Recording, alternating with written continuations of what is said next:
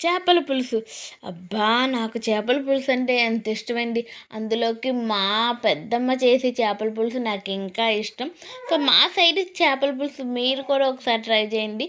So, మీకు నచ్చకపోతే అప్పుడు నన్ను కామెంట్ సెక్షన్‌లో మీరు ఏమన్నా అనుకోండి. No problem. ఫస్ట్ అయితే వీడియోకి లైక్ చేసి ఛానల్‌ని సబ్స్క్రైబ్ చేసుకోండి. సో, మా సైడు చేపల పులుసులో మేము అల్లం వెల్లుల్లి పేస్ట్ వేసుకోమండి. సో, అదేయడం వల్ల కర్రీ అస్సలు బాగోదు మరి మాకైతే.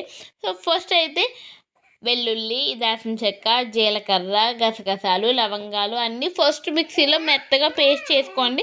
ఆ తర్వాత ఆనియన్స్ వేసి కచ్చా పచ్చాగా మిక్సీ చేసుకోండి.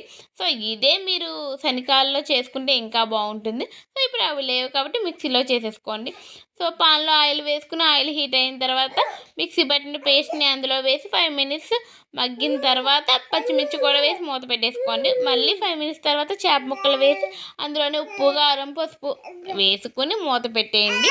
సో, 5 మినిట్స్ తర్వాత చింతపండు మీకు ఎంత కావాలితే అంత చింతపండు పులుపు వేసుకుని సో, 5 మినిట్స్ మరిగిన తర్వాత అందులో అప్పుడు బెండకాయ, మీకు నచ్చితే టమాటో, కొత్తిమీర కూడా వేసుకుని పులుసుని దగ్గరగా చిక్కగా మరిగించుకోండి. సో, అప్పుడు తినండి టేస్టీ యమ్మీ చేపల పులుసు.